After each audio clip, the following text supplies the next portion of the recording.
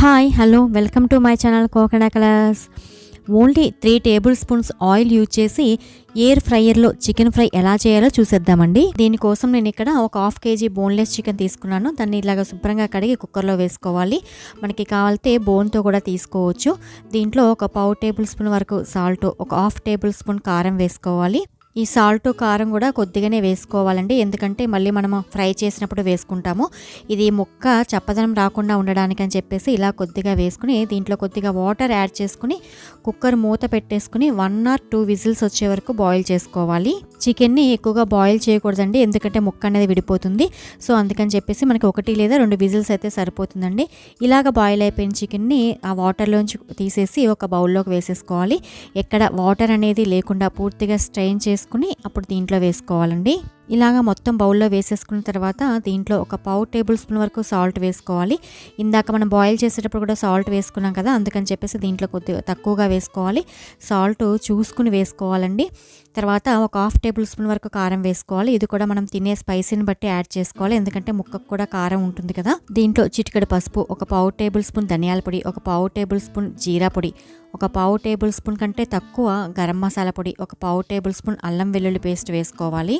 ఇవన్నీ కూడా కొద్దిగానే వేసుకోవాలండి, మరీ ఎక్కువగా వేసుకోకూడదు. మనం కర్రీకి వేసుకున్నట్టుగా వేసుకోకూడదు, ఎందుకంటే దీంట్లో ఉల్లిపాయది యాడ్ చేయం కనుక తక్కువగా వేసుకోవాలి. అలాగే ఒక 1/2 టేబుల్ స్పూన్ మిరియాల పొడి కూడా వేసుకోవాలి.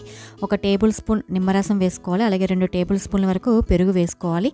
వీటన్నిటిని కూడా ముక్కకు పట్టేలాగా బాగా కలుపుకోవాలి. ఇదంతా ఇలాగ బాగా కలుపుకున్న తర్వాత దీన్ని 15 to 20 మినిట్స్ డీప్ ఫ్రీజర్లో పెట్టి బయటకు తీసుకోవాలండి. ఇలా ఫ్రీజర్లో పెట్టడం వల్ల ఆ మసాలా అంతా కూడా ముక్కకు బాగా పడుతుంది. ఈ చికెన్ నేను కబేల్ ఎయిర్ ఫ్రైయర్లో ఫ్రై చేస్తున్నానండి. ఇది వచ్చేసి నేను రిలయన్స్ ట్రెండ్లో 8000 రూపీస్ వరకు క్లాత్స్ పర్చేజ్ చేస్తే 900 రూపీస్ ఎక్స్ట్రా అమౌంట్ పే చేయించుకుని దీన్ని గిఫ్ట్గా ఇచ్చారు. రిలయన్స్ వాళ్ళు మంచి బిజినెస్ స్ట్రాటజీ తెలిసిన వాళ్ళండి, ఎందుకంటే రిలయన్స్లో మంత్లీ గ్రాసరీస్ కొనడానికి వెళ్ళినప్పుడు రిలయన్స్ ట్రెండ్లో క్లాత్స్ మీద 30% వరకు ఆఫర్ కూపన్స్ ఇస్తారండి. మన ఇండియన్ సైకాలజీ తెలిసిందే కదా, ఆఫర్ అంటే మనం అస్సలు వదలం కదా. ఆ కూపన్స్తో మనం క్లాత్స్ కొన్నప్పుడు మనం పే చేసిన అమౌంట్ను బట్టి ఇలా గిఫ్ట్లు ఇస్తూ ఉంటారండి. ఈ గిఫ్ట్లు కూడా ఎప్పటికప్పుడు మారుస్తూ ఉంటారు. ఈ ఎయిర్ ఫ్రైయర్లో ఇలాగ ఒక బౌల్ అనేది వస్తుందండి మనం ఫ్రై చేసుకోవడానికి. అలాగే పైన ఒక 30 మినిట్స్ వరకు మనం హీట్ చేసుకోవడానికి ఉంటుంది. ఈ బౌల్లో మనం ఇందాక కలిపి ఉంచుకున్నాం కదా చికెన్ని, దాన్ని పక్కన పెట్టుకోవాలండి. ఒక పీస్ మీద ఒక పీస్ పెట్టకూడదు, అలా అయితే సరిగ్గా బాయిల్ అవ్వదనమాట. దీంట్లో ఒక 1/2 kg చికెన్ వరకు పడుతుంది. ఆ చికెన్ అంతా కూడా ఇలాగ పెట్టేసుకున్న తర్వాత దీనిపైన ఒక ఫుల్ టేబుల్ స్పూన్ వరకు ఆయిల్ అనేది ఇలా వేసుకోవాలండి. లేదు అంటే మనం స్టార్టింగ్లోనే కొద్దిగా ఆయిల్ కూడా అప్లై చేసేసుకుని అప్పుడు ఈ చికెన్ ఇలా పెట్టుకోవాలి. తర్వాత దీన్ని ఇలాగా మనం కెబేల్ ఎయిర్ ఫ్రైయర్లో పెట్టేసుకుని ఒక 10 మినిట్స్ వరకు టైం సెట్ చేసుకోవాలండి. దీనికి ఇలా 10 మినిట్స్ సరిపోతుందండి, మరీ ఎక్కువ పెట్టుకున్నా కూడా ముక్క గట్టితనం వచ్చేస్తుంది.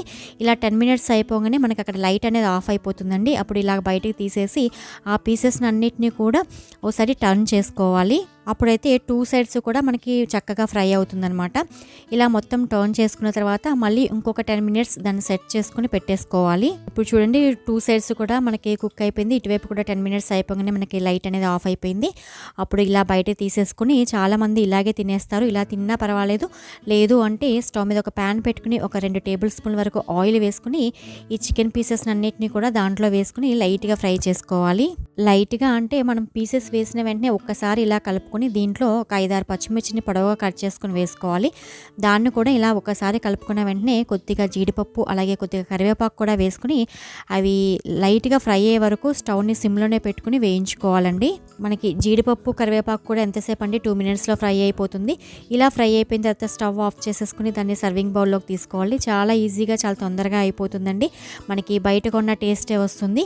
చూసారు కదా, మరి నా వీడియోస్ కనుక మీకు నచ్చినట్లయితే లైక్ చేయండి, షేర్ చేయండి, సబ్స్క్రైబ్ చేయండి.